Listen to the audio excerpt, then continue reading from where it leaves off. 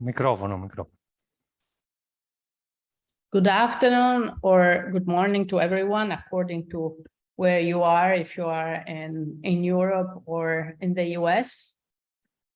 Thank you. Ce l'ho aperto.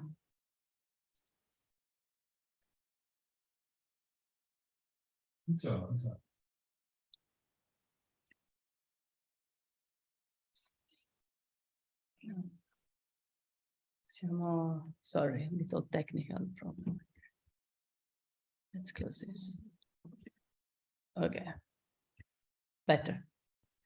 And now I hope we don't have the problem anymore. Anyway, thank you and welcome to everyone to the first of a series of at least a 6 webinar on international education in Europe and the US, and then a final conference that will take place in person in the US at the end of August. These seminars are part of a Monnet Erasmus Plus grant on higher education in internationalization. And the idea is to compare internationalization in higher education in Europe and in the US. And as we will find out, in my honest opinion, I think Europe at this point is much more advanced, but we will see that as we go. And today we're going to discuss about mobility. And then next Wednesday, we are going to talk about whether an American or European college degree is worthier. Then on the 21st, we are going to talk about college education application, what you need to know both in Europe and the US. And then next seminars will be on sustainability, migrants, and on EU simulations. And I would now leave the word to Damiano for introducing our speakers. Thank you very much. Morning and good evening for me as well. Thank you, Federiga, for this opportunity to give us to discuss these very interesting topics for the international activities of university. And we are going quickly to introduce our guest.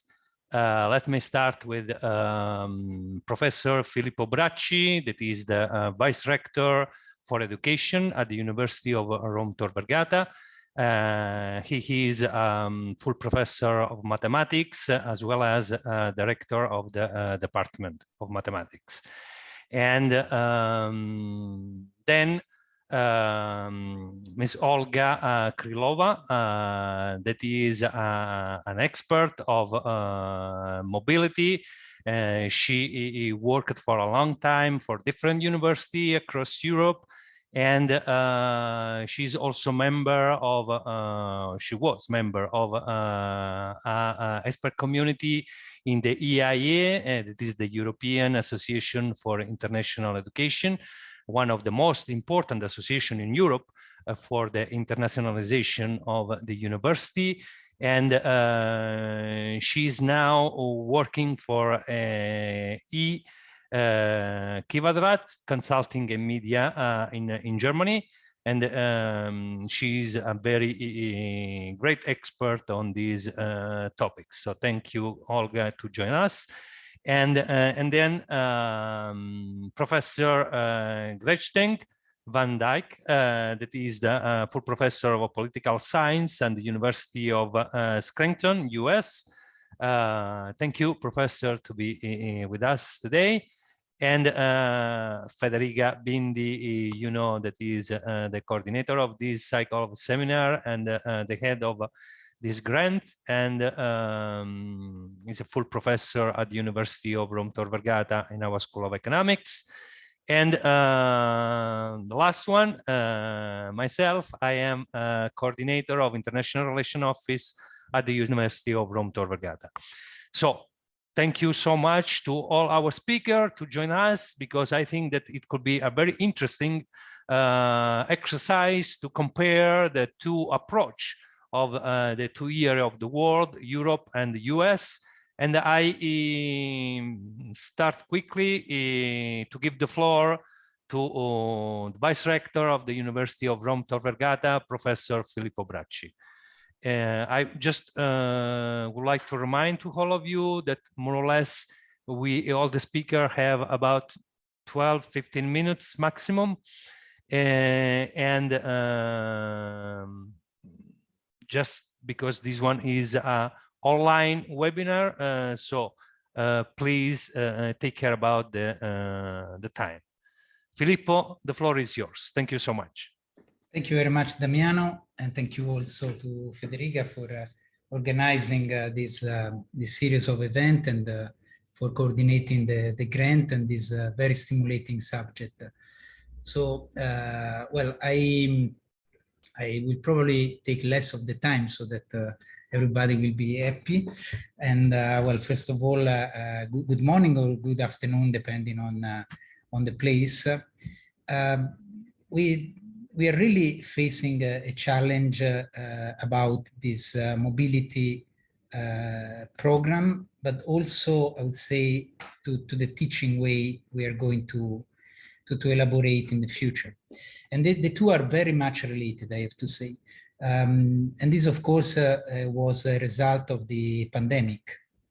When we, before the pandemic, Erasmus project in Europe was quite well standardized in the sense that we provide, each university provides some course, and then students from abroad can come and or go to the place, attend the course, and then get a degree. And then there is a kind of conversion about the grade of the exam.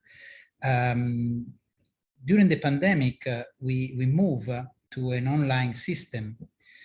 And now, I mean, in future, we have this big question, how much we can use these instruments like I mean, Zoom or others, where we can give a lecture to students which maybe are on the other side of the world. So this is a main point, but also inside Italy, and I guess in all countries, is about how teaching will be presented. But this is so about the mobility in Europe. We have this program which are usually goes under the name Erasmus. So there is Erasmus, Erasmus Plus, and so on program. And one of the other challenges that we are living now in Europe is to create a sort of European degree, because that's my opinion is one of the main deficiency of at least for the educational system, a European one, the fact that a degree which is taken in Italy, for instance, is not recognized in Germany unless one follow a rather long and complicated bureaucratic step. And this, of course, is a delay in the process of having really a European Union, because citizens, I mean, students who get a degree in Italy or in Germany, they cannot simply go somewhere else and use that title in, at least not in all places, without any problem. And so there was this idea to try to create European alliances. Tor Vergata is part now of one of the European alliance, and it will be also in the future next year.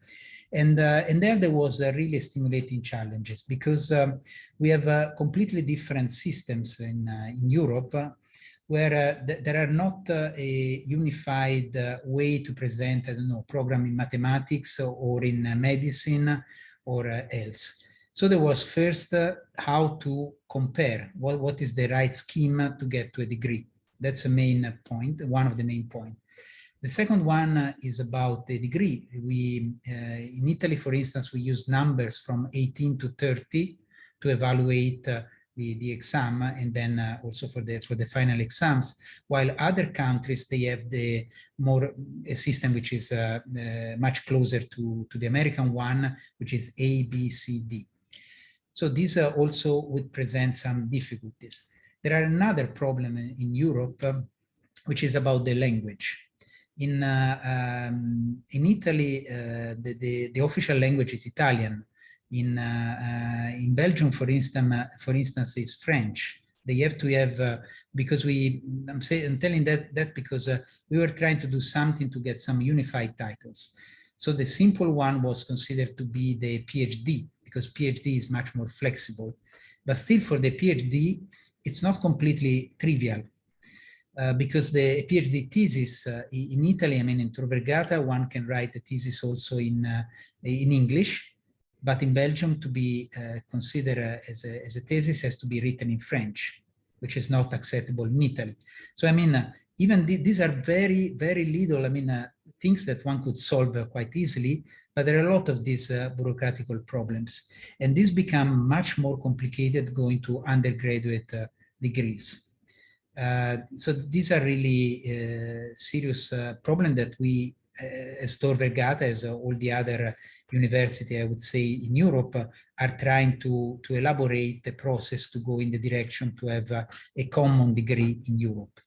And maybe there is this, for the moment, they have been just kind of pilot ideas. So there were universities from different countries who get in this alliance, and they were trying to elaborate some common degree or project didactics. Usually, I mean, research is much easier, of course, in this sense, and try to create something. And this is also a lot of question raised up, because the issue is okay. Maybe we get a single university in different, located physically in different countries, but then how student can go from one place to another?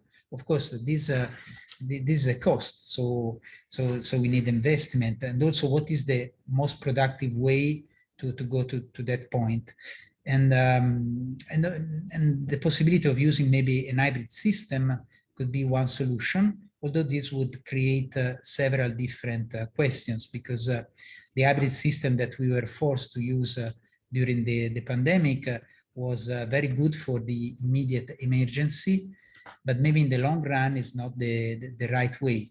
And I think that this we have really to make a serious thought about how to produce good teaching not on site. That might be another challenge to get some kind of talking about European things.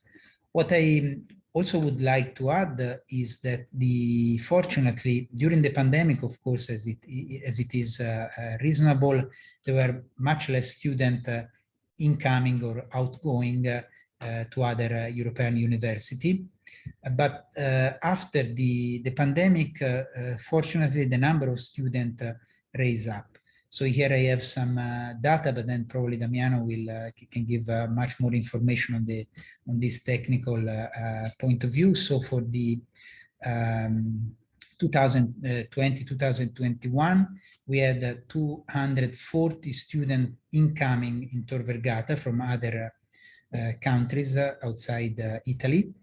And outgoing students, so students from Tor Vergata went abroad to attend maybe a semester or 1 year, were 210.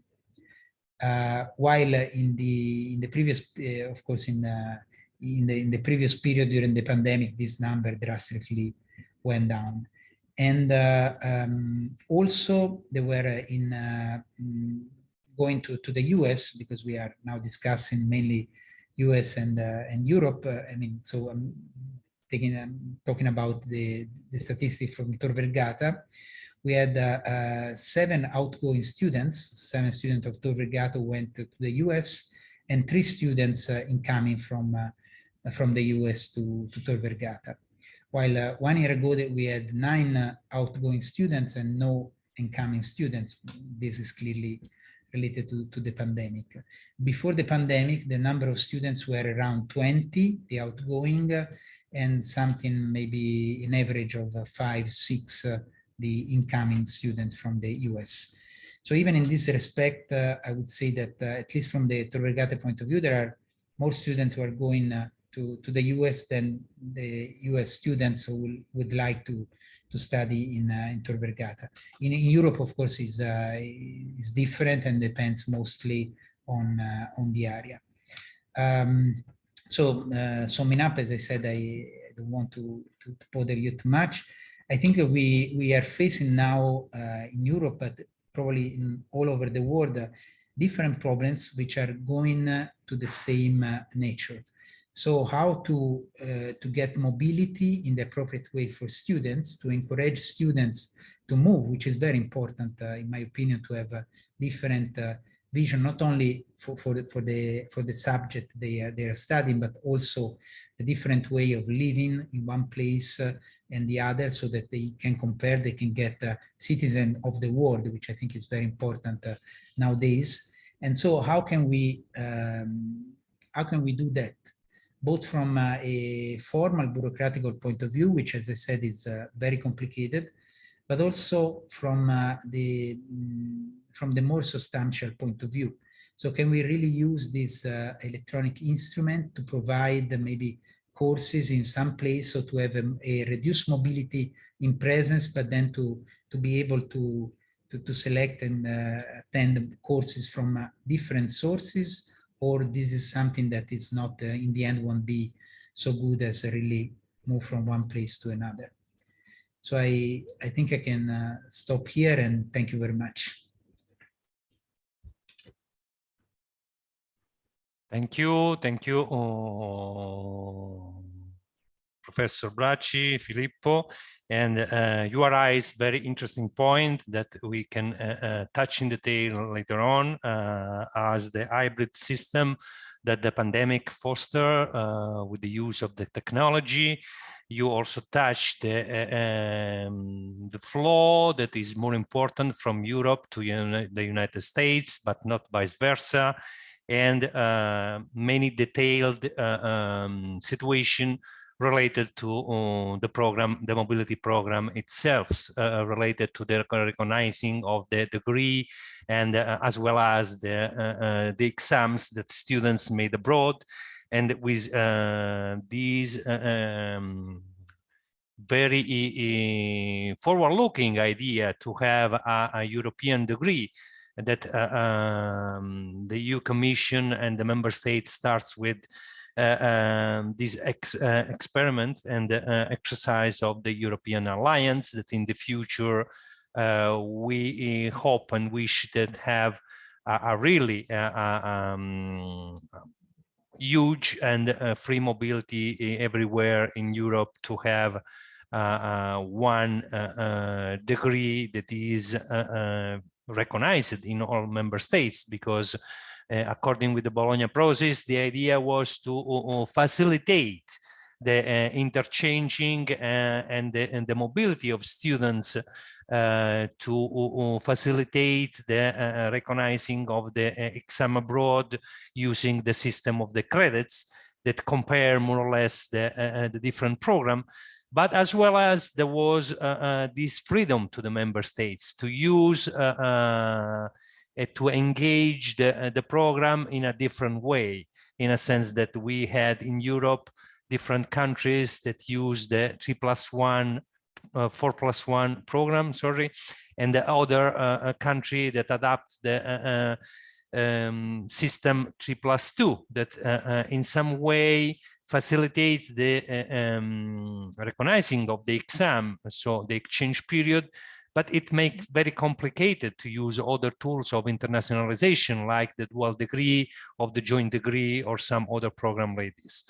And of course, this is also a kind of a limitation if we are look forward for the European degree, because this limitation for the dual degree, that is a kind of small exercise. Of course, if you look to the European degree, is much more evident that there are some problem, and related more, in my opinion, about the rigidity of some governments that have to use much more flexibility in order to create this possibility of interchange, as well as the university that have to discuss more between them and the civil society, the industrial sector, to create some innovative programs for the future. Anyway, we can discuss this one in the second round of the our discussion. And now, if you agree, I would like to give the floor to one European and one from US. In this way, it might much more easy have the comparison of the two approach. So, Professor Gretchen, the floor is yours. Thank you to be with us. Thanks so much, Damiano, and Federiga as well. And I am not an expert on international education, but I have a lot of thoughts about why it's really valuable for students to study abroad. In the United States, I would say this, that there is no one universal approach to this. It really depends university to university, college to college, whether students have the chance to study abroad at all, whether they have specialized programs abroad, whether faculty develop travel courses abroad. It's very individualistic, and it is based entirely on the circumstances facing a culture on campus.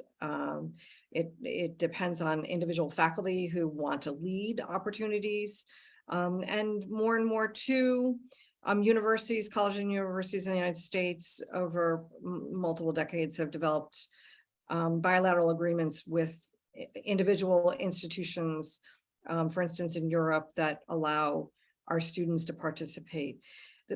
The biggest concern I see in the United States for students in my own institution about getting out and travel as part of their education, formal education, is costs. Cost of education is complicated in colleges and universities across my country. It's very expensive. A lot of students depend on financial aid. Financial aid isn't always easily transferable to studying abroad, especially pre-professional programs in the United States. I'll take my own program, the program on our campus in nursing.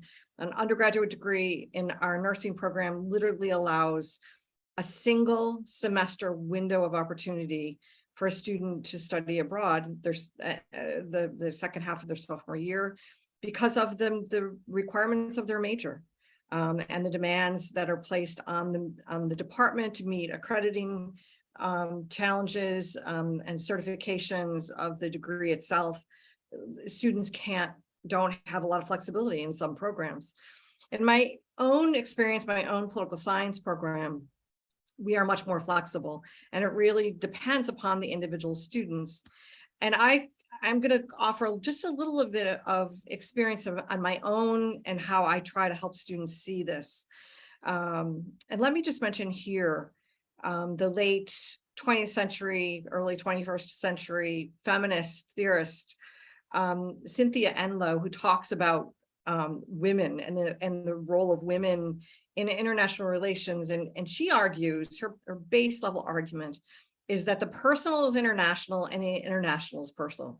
That the story that one offers is very much, it's critical to understanding international relations, but also that the international relations is about personal stories and how important it is for students to experience different narratives and narratives outside of the United States, to go abroad, go to Europe, to be able to learn in a community of people who speak different languages, to travel, how important that is.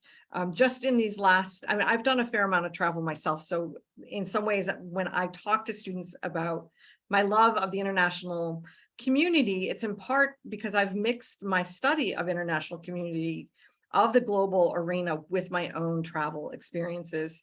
Fed will chuckle at this a tiny bit. I finally, the other day, was at the Uffizi Gallery in Florence, a place that I have wanted to visit since I was a small child. And there was a book about the Uffizi on my parents' coffee table that I used to explore. So to be able to put those images and see them in reality is really fantastic. To be able to walk the city of Florence, the birthplace of the Renaissance, the home of the Renaissance, to understand the difference between truth that comes from the church faith versus reason. It's all laid out so beautifully in that city. I remember visiting Berlin in the first 10 years after the collapse of communism and the end of the Eastern Bloc, the end of the Cold War, the end of the Berlin Wall, and seeing tiny pieces of the Berlin Wall and understanding how divided the city was, even after unification had occurred, the real difference in reality for the West Berliners versus the East Berliners, and how do you recover after that kind of separation. I remember asking, I was at a program sponsored by the German American Academy in the very wealthy section of West Berlin, and asking, as we were listening about the redevelopment of this incredible city that had been obviously dominated by the communists for so many years at that point, had finally collapsed. And I said to him, I asked him, what was the image in the story that Berliners were trying to present in rebuilding that incredible city? And I remember him smiling at me and saying, economic power. And I thought that summarized so beautifully what it is that you take from a city such as Berlin. When I teach international relations, and especially the global South, my own travel has brought new things to light. More recently, because I was actually able to visit Central America, to visit Nicaragua and El Salvador, where the levels of poverty, especially in Nicaragua is the poorest country outside of Haiti in the Western Hemisphere, to understand the impact of civil war on those societies, the level of poverty that causes so many Central Americans to migrate. I've visited something called the Kino Border Initiative on the border of the United States and the Arizona border. What a difference it is to hear the stories of people. I've been to Israel, and you see the settlements. You see the wall that keeps Palestinians from moving easily out of Bethlehem. And you understand the kind of desolation that takes place. And these kinds of stories from my own experience is why I really urge study abroad opportunities if students are able to find the resources and the right program, the right timing in their own degree program to take advantage of that. Now, obviously, the last 2 years, my own students who I was advisor to the senior political science majors who just graduated this May, and COVID hit in the beginning of their sophomore year. And I had probably about 8 students who were really internationally oriented, and they were really, really disappointed not having the opportunity to go abroad, something they had intended. They wanted to develop language capabilities. They wanted to experience international global education. We do tend to send a lot of students to Europe, but again, this is personal choice. And in the past, a number of students my own students who've gone abroad, spent a semester or a year abroad, have gone on to do really amazing things. A student, Elena, who happened to be in Cairo at the American University study abroad program in Cairo, just a semester after the Arab Spring. In Cairo, she went on to do a Fulbright scholarship in Jordan. She has stayed. She first stayed on in Jordan and has gone back to Egypt, has never come back to the United States. A student of mine who spent a year in Provence, who ended up working for the Catholic Relief Services, she too went off and had this fantastic experience and turned that into a vocational career path. Others have gone to Morocco, to Germany, to Spain, Amsterdam, doing graduate degrees, but also participating in Fulbright experiences. A young student of mine, former student who spent a year in Prague as a sophomore, again, right at the end, right after the Cold War ended. She ended up doing a master's degree in peace studies at Dublin. And again, those are just small surface level examples. Again, I really urge students to study abroad, but I'm a person who understands why it's important to hear different narratives, to meet new people, to experience education in a different kind of way. So it is really experiential learning, to be in a different place, to be talking to different people, to learn in a different environment. But it does depend on cost. It's expensive. The timing of programs, when students can go abroad. Our semesters are very different, right, in terms of the timing. Sometimes summers can be used for students. And again, I said that in our system, it depends a lot, university to university, whether they can afford to develop programs themselves. Loyola University of Chicago has a program in Rome, a well-known program that I've had occasional students use. James Madison University in Harrisonburg, Virginia has a graduate MA program in European Studies in Florence.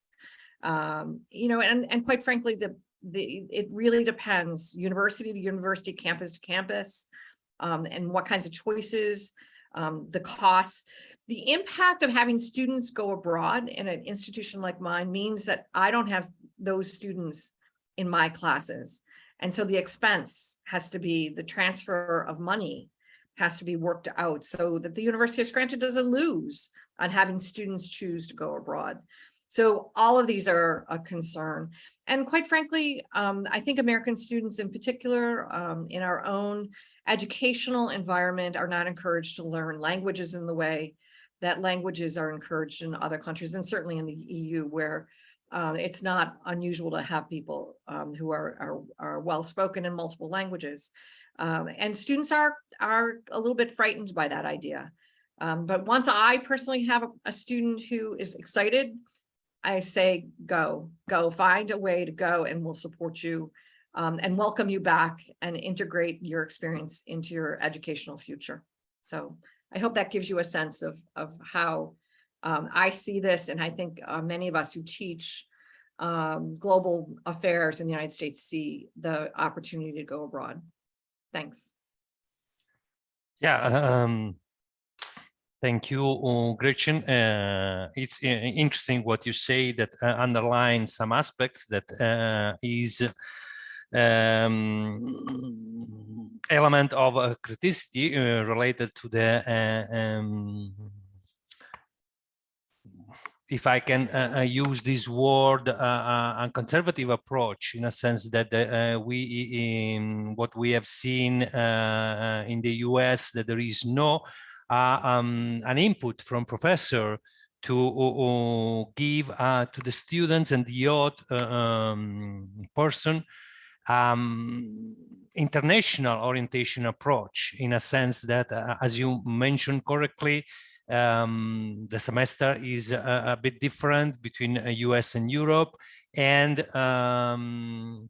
there is this recrutancy of the US professor to send students during the semester, the normal semester, abroad, and use a windows that is related to the summertime. We experimented in our cooperation with the US University to create ad hoc program for US students in the summertime, because there is this, not for all university, but most of them are used to this approach.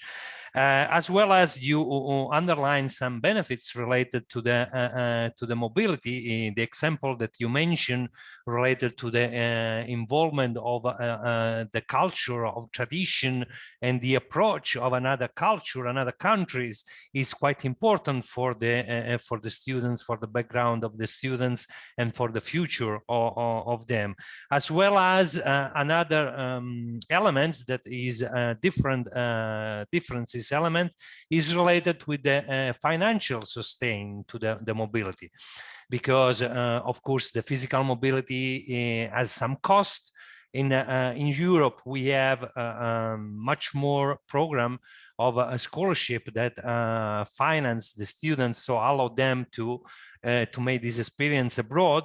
And probably in the US, there are different system and procedure for scholarship that in some case didn't give the possibility for students to gain this experience.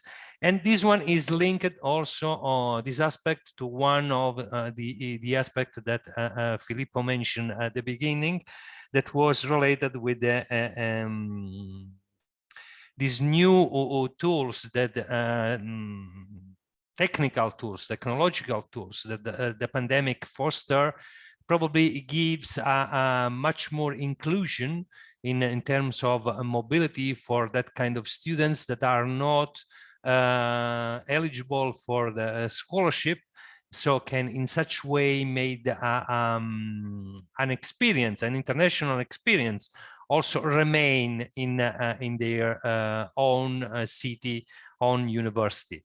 Of course, there is a kind of experience that miss much more the elements that you, Gretchen, mentioned related to the culture, the simply sharing of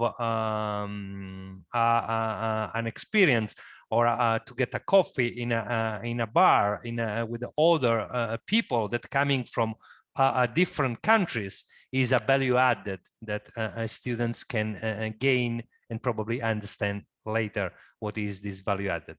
Anyway, thank you very much for these elements of discussion that you get in our conversation. And now I would like to give the floor to Olga for for her speech. Please, Olga, and the floor is yours. Thank you very much, Damiano. I actually even do have a presentation. If you don't mind, I would like to share this with you. So I actually, let me try to do this first. And yeah, can you see it? The slides? Yes, we can. Okay, that's very good. I actually do have information from both sides, from Europe and also from US, as I'm not involved for the moment to any of the universities. I decided that it probably would be interesting to search, you know, different kinds of information and to share this with you. Just give me a second. I don't understand how can I move the slides because it doesn't move. I don't know why. Oh yeah, it moves now. So I wanted to talk generally about the international mobility trends, about, of course, COVID impact on student mobility that we are facing, about push and pull factors affecting international student mobility, a little bit about instruments that allow us to boost student mobility, and to think a little bit why in general student mobility is important. So of course we all understand that the flow of international mobility was really affected by COVID pandemic and causing higher educational systems worldwide really to consider the context of realities. And to understand the complete picture, I think it would be great to have a look, you know, on what was the trends before the COVID, and so we could see that the global increase in student mobility really is the rise of leading host countries, and of course growing competition on the market.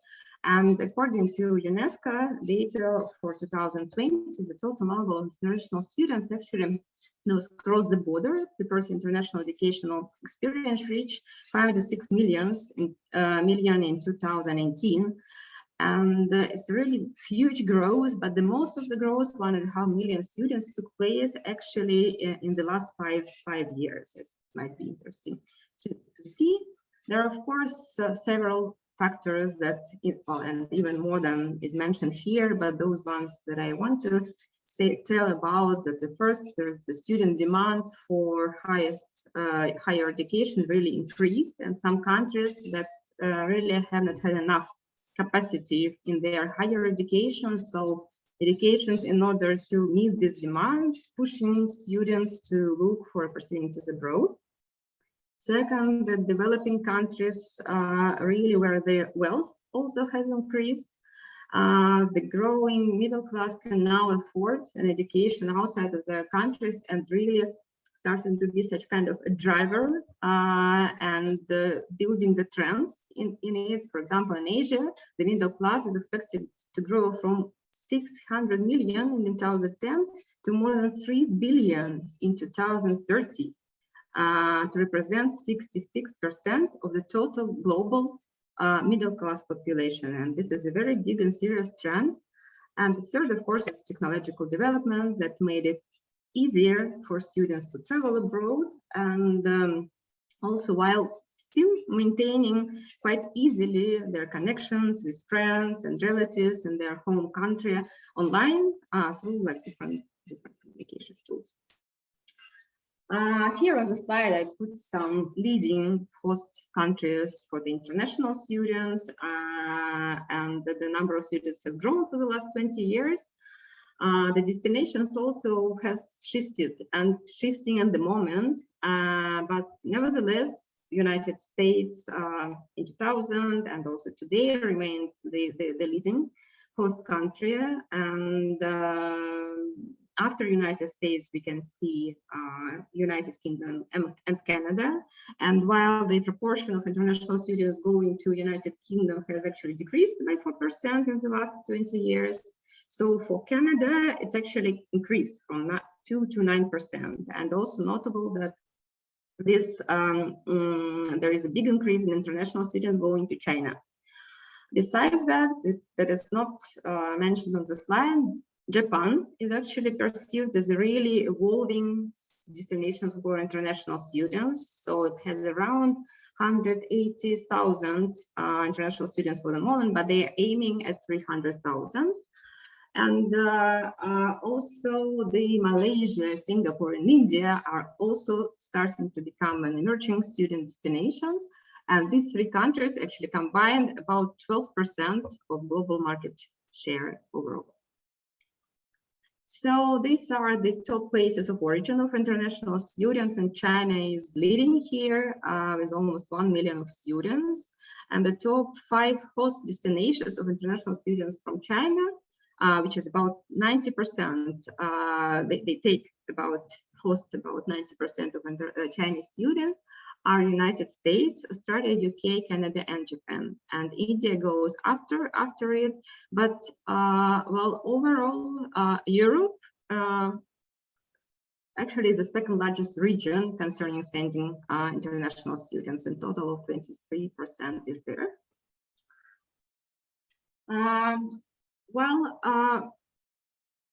Initiatives targeted to internationalize higher education have really emphasized the value of international students brings by diversifying the student body, and also brings really strong input to economies. And what makes sense to have a look what makes a student decide to pursue higher education in the other country. And understanding the mobility flows, it makes sense for higher educational institutions to be more like successful and achieve better result on the market. And so just to touch a little bit push and pull factors that affect students' decisions, where, let's say, push factors are those that motivate students to leave their home country, and pull factors are the factors that actually attract or draw students to a new country for their higher education. So some kind of factors that really influence and make them find better opportunities. So we can see that, of course, the competition for global talent is real. The more students pursue education abroad, more countries are interested in hosting them. And here we see such pull factors as recruitment strategies. So really several long-standing student hosts have organized strategies and set recruitment targets to attract international students. And this could be really great pull factor if a country has coordinated recruitment strategy on a national level. Besides that, so there are also emerging destinations. A set of newer destinations at the moment, they committed by hosted international students and have emerged as regional hubs, welcoming students from neighboring countries. So this kind of hubs could be met in different places in the world. So this is particularly evident for Asia, where countries with a growing middle class invested in building higher education capacity, like Japan is this kind of hub. Also, demographic shifts affects at all the host and sending countries, like countries with growing population, in many cases have really limited capacity for the education, so they have to they have a demand from a growing number of students who want to pursue their degree abroad. There are also the countries with declining populations, which, like, for example, in the United States, the birth rate has fallen for 20% since 2007, and this has, like, in turn led many universities in US to adjust their recruitment strategies and focus on international students who can help fill this gap and this enrollment capacity. Also, the COVID reality affects a lot on that. There was a Navitas report based on the feedback that comes from agents. And they divided a reputation of countries on safe and stable and open and welcoming. And it was interesting to see actually that with the time of COVID, the further it went, the more open and welcoming countries become popular as destinations. So the countries where the COVID restrictions are less serious become more popular. And of course, we can add here the border closures, visas, and vaccines that add a more complexity to the picture. Of course, so what's now is the most important question for the moment. So that we want to order. So when the study abroad numbers will rebound from the pre-COVID times. And so this is the data actually from US higher educational institutions, and which said that actually already in 2000, yeah, like this year. So there is a resilience of 4%. Also, looking at the international students application, it says that with every year there is more and more increase in student applications coming from abroad. And also US campuses, US universities mentioned that the number of classes that are delivered in person are really raising a lot. So we can see that 55% of universities already have all classes in person, and 34% already more than half attending in person, and just very few are in a different situation. Of course, mental health and wellness support became even more important nowadays. More than 70% of international students indicate that the increased stress and anxiety, and real institutions consistently reporting increasing communication to international students on their health and well-being. So on the slide, you can see which measures are actually undertaken by the universities.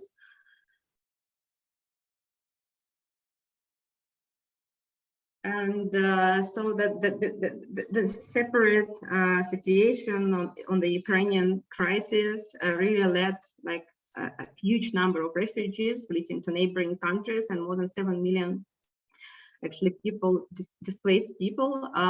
So overwhelming majority of the universities mentioned that they provide support for current Ukrainian and international students with written communications, counseling, discussions, support for legal advice, housing support, also emergency student funding, and statements of support.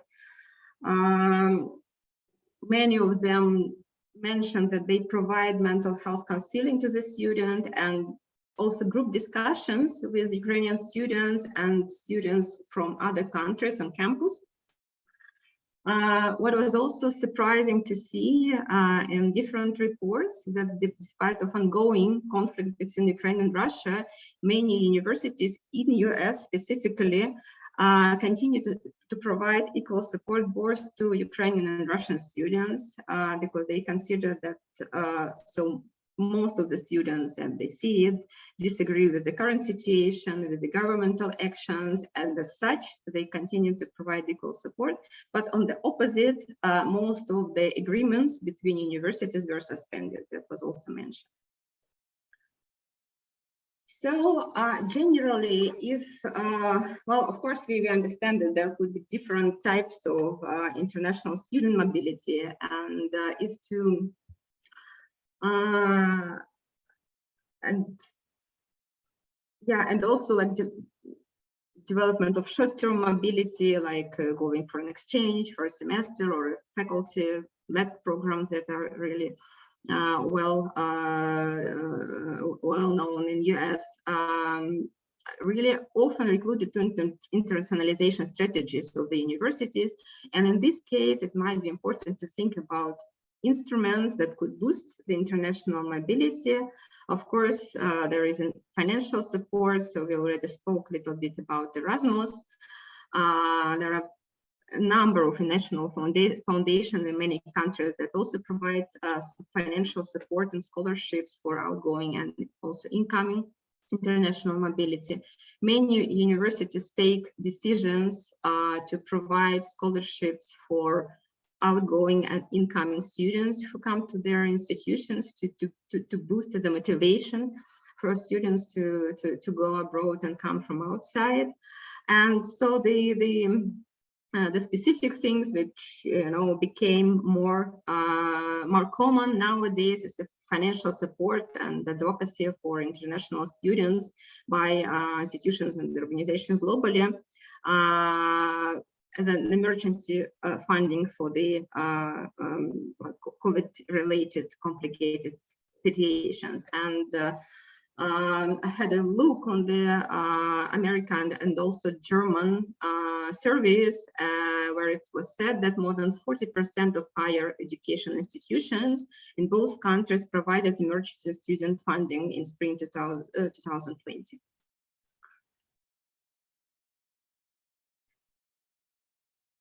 Also, if we think about how to boost international mobility, I think awareness actually is a very, very important thing. And building a system of institutional international mobility development and support for international mobility development could be a crucial thing. One of the important goals of that is to provide proper information to students about their international opportunities, about the benefits, and to somehow, make their minds in a way that they really need to go abroad, that they need to get international experience, and that they need to participate in international projects. And to provide this information to them, from the first days they enter university. And this could be achieved, of course, with the help of administrative staff. International offices usually play a crucial role here, but also through faculty, school, the academic staff, and of course, students can really help you to boost international mobility of your university, especially those who already have experience in this field. They really can help other students and provide them more information. And overcoming, of course, uncertainty and ensuring safety in study abroad becomes even more important. So, of course, learning mobility is an opportunity for students to develop valuable skills, and this, of course, it's very important to mention and expand their horizon. Well, there was one survey from among young Europeans that say that over 90% of young Europeans consider that it's really important to have opportunities for mobility experience. Going abroad to study or for traineeships really help people in their professional, social, and intercultural skills and really enhance their employability, which is true. So 9 of 10 employers are looking for transferable skills, such as problem solving, ability to work as a part of a team, curiosity when recruiting, and all these soft skills, all the skills are really gained through the studying abroad. So, like, benefits of international mobility is, of course, manifold, and what we can see now over the time is the resilience of international student exchange. It is happening, and we also see that big cohort of students already indicate that they would feel comfortable traveling overseas for a study once the campuses are open and in-person instruction has resumed. So it's a big really task for universities at the moment to be prepared and to really try to be ready to host students and also to send them on exciting programs abroad. Thank you very much for your attention. So it would be great to have a chance to discuss more these issues.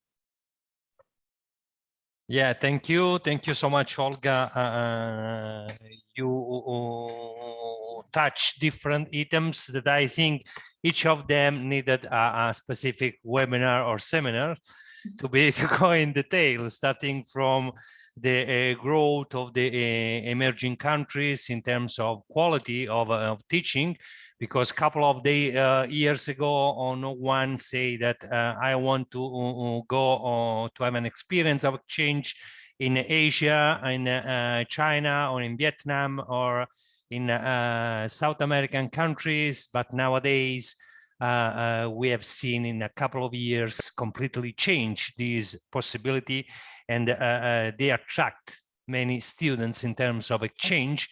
So it's not one way from the emerging countries to the West countries, but also started this two-way of exchanging that is very, very important in terms of innovation. In terms of innovation as well, you touch different points related to especially to the service provided for international students, and especially with a focus on the advice the students during their university career, because many university has a service just at the beginning, well, to orient, to guide the students to the secondary school students to start the university program. But there are a lack, in my opinion, and you underline this point, related to to advise the students, to guide them during their career, to continue their studies in some other level of education, or to enter in the job market. And one of the points that, in my opinion, is very important and is make the difference between the mobility and the internationalization, as we know, before the COVID, and what are the approach, the experiment after COVID related to the soft skills that students can gain and can get as a part of their background when they spend a period abroad and make an experience, a very important experience. Last but not least is the targeting of talent in order to recruit good students, and in order to let grow up the whole students, and as well the generation of the country where they coming from, as well as the new idea for new reality for to enter in a job market, as entrepreneurship idea related to the some activities related to the startup, especially in the technological area. So thanks very, very a lot for all these enrichment of the discussion of today. And I would like to give the floor to Federiga for her speech, and then we go in some detail of the items, many that arise in this first round of discussion. Thank you so much, Olga, once again. Federiga, the floor is yours. Thank you, Damiano, and I'll be quick because we want to leave also space to Q&A. Living across the two worlds, across the US and Europe, I'm going to give a little bit of comparative perspective. When I first arrived, I was one of the first Erasmus generation back in 1989, the first one from my home university to spend the whole year abroad. My credits were not recognized, by the way. And when I arrived here at Tor Vergata 21 years ago, I was part of the early equipe which under Pinnacchio worked on internationalization. And if I look if I look back at where Tor Vergata was then and where Tor Vergata is today, the difference is amazing, especially if we compare to the US. You know that there are rankings on internationalization, and the first American university is MIT, which scores number 30 worldwide, and Harvard 52. All the most international universities are all European and Asian. So the American universities, we will have a webinar next week specifically devoted on what is best between the US and the European education. But if I can anticipate a lot, internationalization is a big issue. At a global governance where I teach, half of my students, or those who defended the thesis with me this time, half of them had a dual degree. Where with France, there was a couple with St. Petersburg, which of course had to run back and weren't able to do it, but half of my students had a dual degree. This is a huge opportunity to have a dual degree for the reasons that Professor Bracci was explaining before. And why is the US so behind if it was so forward? You know, if I look at political science, which is my discipline, all our founding fathers studied in the US, thanks to Fordham, Fulbright, scholarship, and brought political science back. So why the US that had a position of leadership is now behind in internationalization? And I see several reasons. Number one, a lack of willingness to cooperate interinstitutionally. Yes, there are the big conferences, but sharing resources is something that universities really do not want to do in the US. It's very atypical that universities want to share resources with others, right? There are examples, but not as much as we do in Europe. Secondly, the cost of education. And education in the US, it's really, really expensive. And international education become an item of divisiveness rather than inclusiveness. If you already are taking a lot of debt to have an education, you know, you think twice before getting extra debt to go abroad, especially if you don't really see the point of it. Because in Europe, in European universities, as Olga or Damiano just said, you know, the fact that we know the soft skills, the workers, the employers want to see those soft skills, but in the US, it's more close, so the kids don't really see it. So the result is that well-off kids go abroad and less well-off kids don't. And especially there's a problem with minorities. Minorities are absolutely absent from study abroad for economic reasons, but also for a fear of not being well received. And interconnected with the cost, it's also that often in many, not across the board, but there are several kinds of study abroad in the US. You can go for the year, for the semester, for a short study abroad led by the professor, but there are many cases where universities send their own kids for a semester to a foreign university, and they still charge them home fees. So say you pay home fees $70,000 a year, they pay $70,000 to actually be enrolled in European university where the fees are 10 times less. All right, and of course, you know, if you send I mean, if you send a student abroad, there is a lot of work behind it. So yes, you should charge more, but is it even fair to charge the whole fees to those students? Because this becomes a barrier. So long story short, while in Europe, we see the internationalization and mobility as a condition sine qua non of an education. I mean, a good student has to study abroad if they want to have a chance professionally, but also because it has become such an important part of who we are, and university competes on who have more dual degrees and so on and so forth. In the US, the study abroad incoming and outgoing is, it has really become a business. It's income. Right, and as I said, an issue an issue that divides. So at the end of the day, and if you look, for instance, across the table, nowadays most of the people in charge of international education, especially the ones that are recruited more lately, they're all have an Asian background, because Asia is seen as a major background. Before it was Venezuela, Latin America, Saudi Arabia. Now it's Asia. So you recruit people that think they can land. So what is missing is really the added value of international education per se, for what it gives in educational terms, in terms of soft skills, and only seen as an economic benefit to the university. And of course, that doesn't go very far. I will stop here. We will devote more time to this next week, but I really want also to give time to Q&A and some conclusive remarks by Damiano.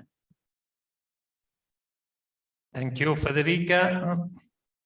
It was very interesting because you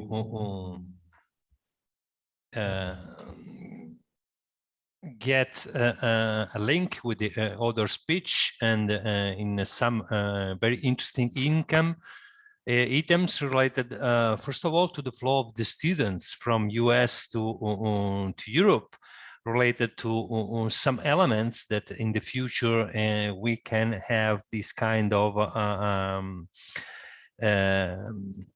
I can say new approach related on another items that you mentioned, that also was linked to the speech of Gretchen, that was related to the cost of the education in the US and the charge of the fees that some US university ask for the European partners.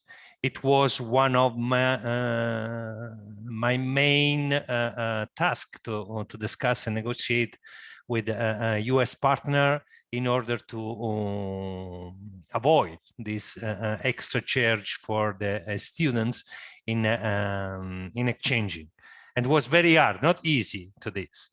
And of course, this is a limitation. But at the same time, I noticed, and you analyze these aspects and arise these items, approach also for the US Department of Education related to in the direction to the middle class, to give an help to this family that wants that their kids are very well educated, to support them to get an education abroad, out of the United States, because the tuition fee, as you mentioned, in Europe is quite less than US, and probably it is a benefits in for both countries in terms of to have new generation idea, fresh idea, and new approach of education from European side, and from the other side, from US side, to have less closure and more openness to the internationalization and to these aspects related also to in some way to share the knowledge and the information from US Academy to Europe. And well, now I think that is time of question and answer. We give to the our audience sometimes to send us questions for our speaker, or after that we just give a very short another round of talking about an items. But well, it's very hard job to summarize all the interesting items that was that you underline on this interesting webinar.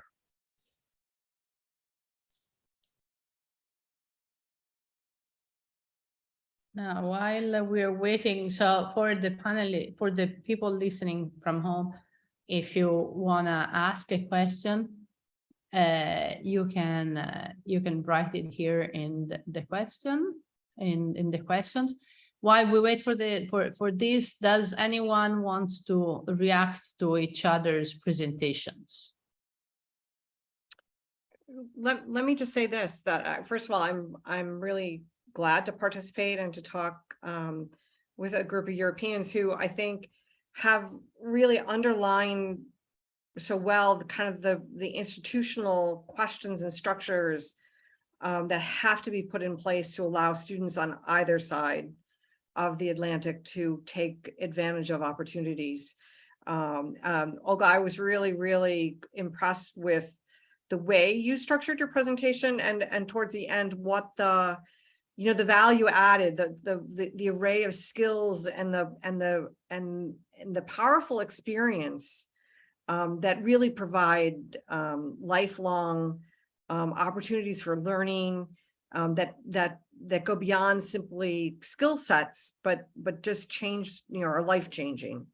Let me say this, the cost of American education is such, it's phenomenal. And most people don't realize that only about 33 to 35% of the American public go to university anyway. And so when you add on the cost and the challenges of that cost, and then you would add on the challenge of and the cost of having someone go abroad as part of that experience, it is a tiny fraction of people, student-wise, who can take advantage of opportunities. Again, yes, the institutions have to be worried about losing seats in classrooms on campuses, especially those of us who come from universities where you really depend on tuition to cover day-to-day expenses, the operating expenses of the university, in contrast to the larger institutions that have exceedingly large endowments. So again, how do you make this work so that you don't undermine as an institution the need for tuition dollars to come in?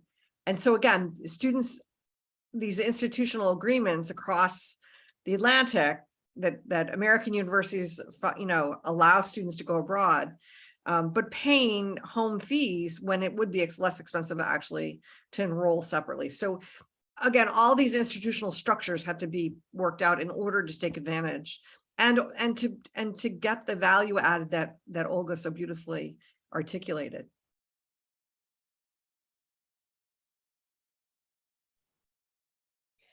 There is a question from Stefania Baroncelli. Was it, I guess this is for Filippo and Damiano. Was it difficult to create a European alliance? Should the university be similar or have different or similar values? Actually, the question for Professor Bracci.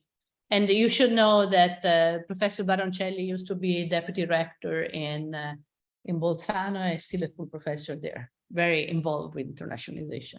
Yeah. Thank you very much for the question. This is a very good question.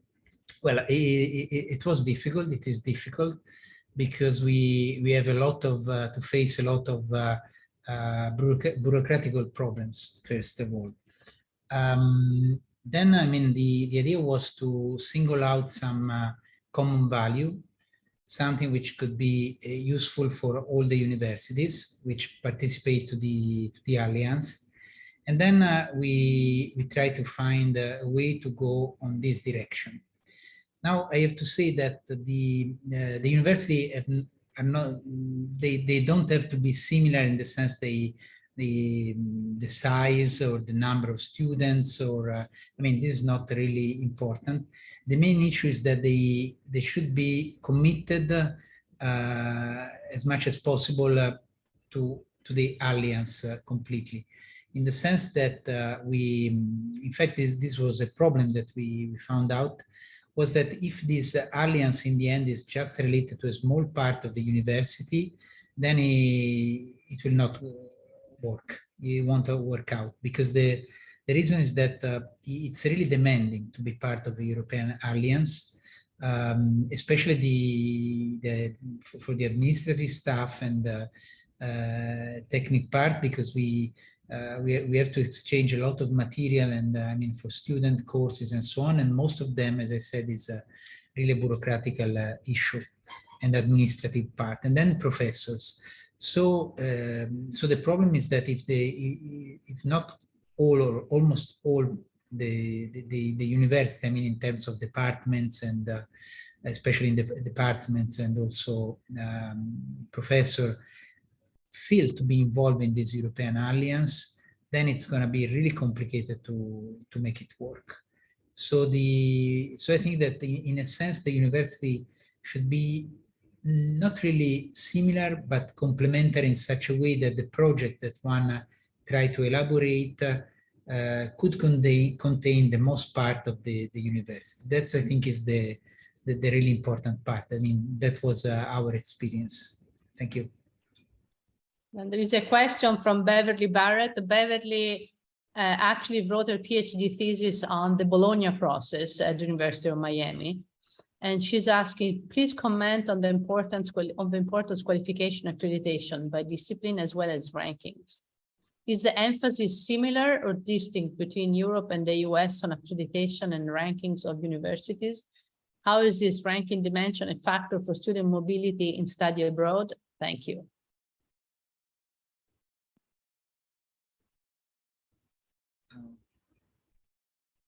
I can quickly, while you put your thoughts together, Filippo, the rank was for me the question? For you or for Damiano or for whoever, I can do the comparison. I think the ranking are important in Europe as well. In later years, we take a lot of pride. Also, there is especially for state universities, there is money if you are a university of excellence or a department of excellence. And for instance, Tor Vergata have a lot of that. And this, again, goes back to the fact that differently from some universities, as Gretchen was mentioning, our income is not only fee-based, but is also based on money that we get because of excellence. So the ranking is very important. The ranking dimensions a factor for student mobility. I don't know the scientific answer, but I can certainly give you the answer as a professor, but also as a parent, you know, whose son is about to go to university. And for me, you know, study abroad, and it was fundamental in shaping who I am today. And I absolutely do not want my son to miss on that experience.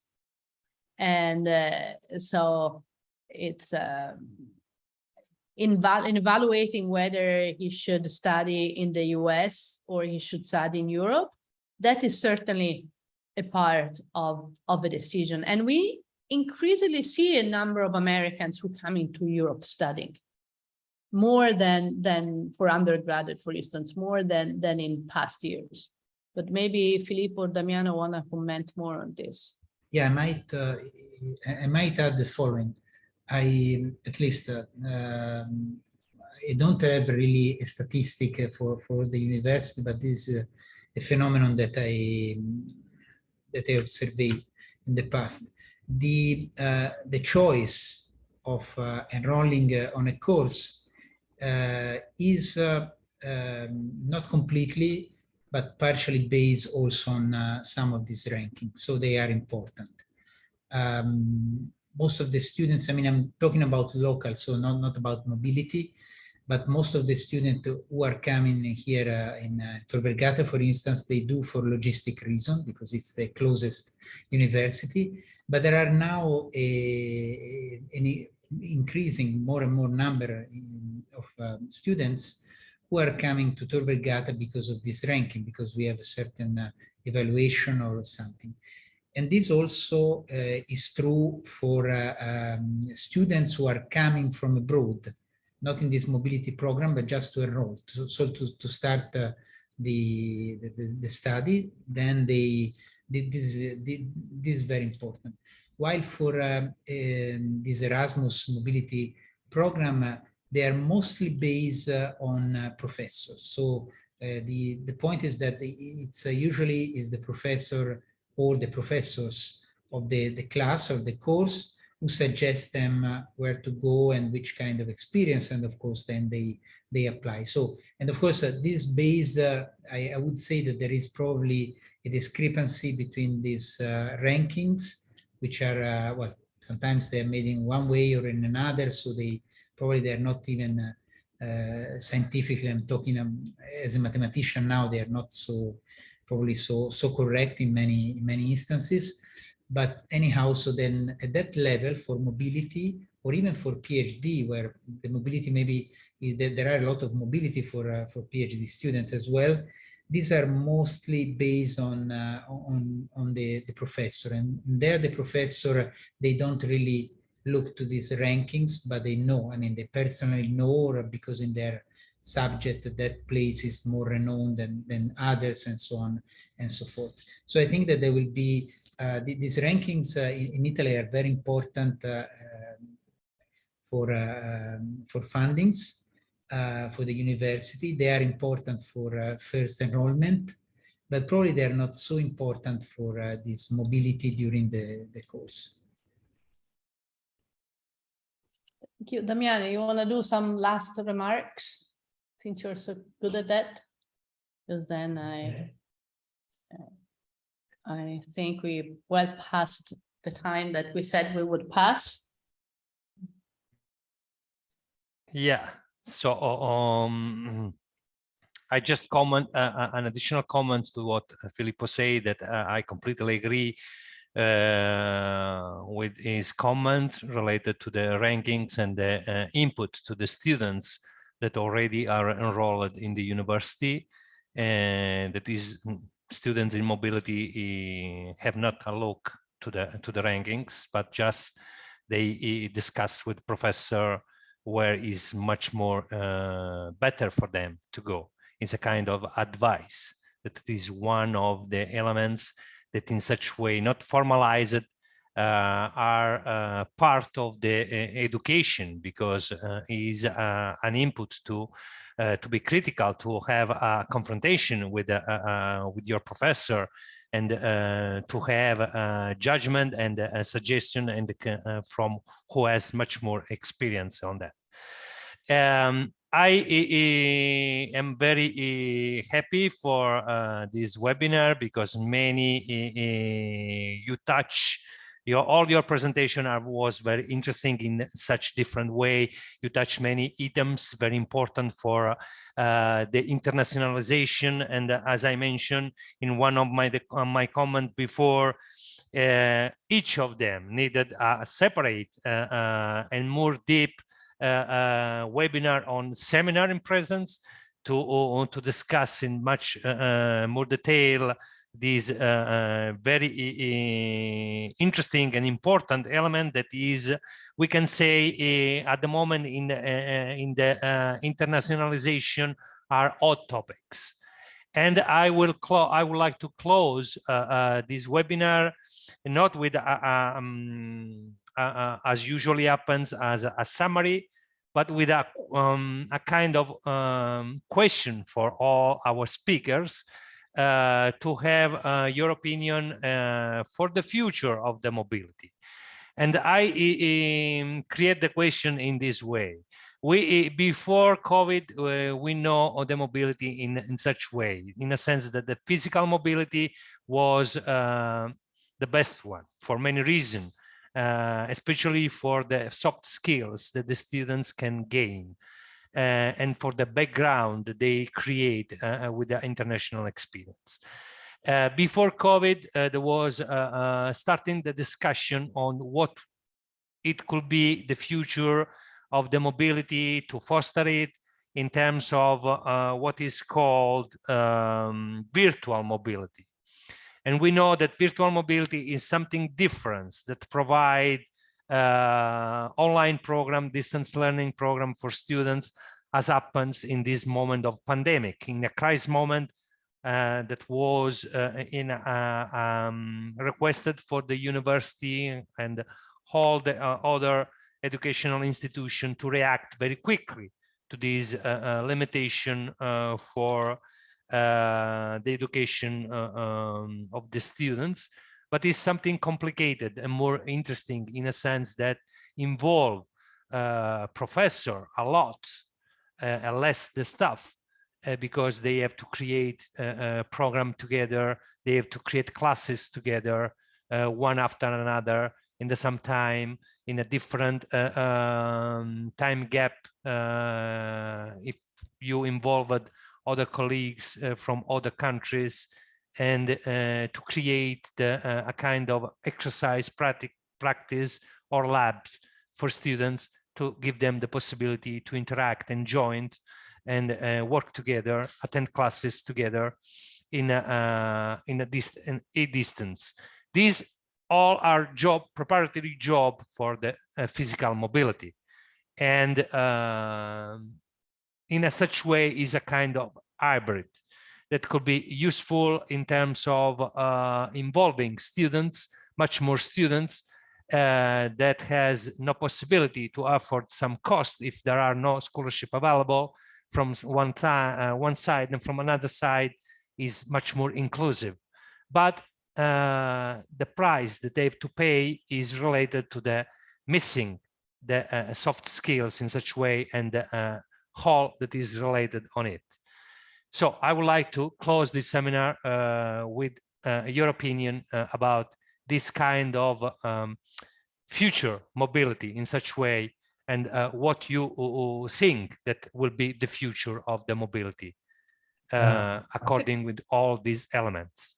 And you have 30 seconds each. Can I just say this? I will note that two colleagues of mine, friends of mine from our theology department, did during COVID put together a program that they had intended to take abroad, a group of students, bring to the Balkan region, looking at various elements of religion and cultural realities. And they did that program entirely online. They do intend this coming year to offer it again as a real trip, but they did it quite successfully with a group of students for a week entirely online. So it is possible. And the cost is a whole heck of a lot less expensive for everyone involved. So it's a reality, and I think it's a great possibility for the future. May I also say a couple of words in 30 seconds? So what I think when we think about the future of international mobility and how we can integrate this into our universities, I would actually advise to look at this question a little bit wider and think not only about mobility, but about international experience that our students get. And this could be different, absolutely different types of international experience that still bring the same soft skills to our students, which are really valuable. It could be participation on the international project. It could be working in a group. It could be an internship in the international office at your university. So all kinds of international experience we could think of could be really valuable for our students. And then this means that our students will anyway win and benefit. Doesn't matter if we will have COVID or whatever next autumn, we don't know. So I would suggest to look from this side. Thank you. Filippo? So I will be very telegraphic. I would say the following: the future of mobility is that mobility is the future in any sense. That's, I think, is very, very important, and I hopefully the governments will support this, because that's very important. To not to stop this because of cost, or even virtual mobility is very important, but this could just be a little part of the game, not everything. So there should be some program that is just a virtual one, which is very good, but mobility is something which is completely different, in my opinion. And what I hope is that we will go in the direction to have a full mobility, which should be sustainable for everyone. Thank you. And I think, Damiano, this calls for a webinar completely devoted to virtual mobility, which we are going to organize. We also organize in August with Gretchen a webinar on simulations online. I have to say that I have run some of my most successful simulation online during COVID. So stay posted. Thank you very much, everyone. Olga, one quick question. Will you make your slides available? I can just. Awesome. How could I do it? So No, you send it to me and I send to the participants, and we look forward to seeing you Monday, same time, for comparing EU and US education. Which one is best? Thank you very much. Have a great evening. Thank you very much. Thank you. Bye. Bye. Thank you.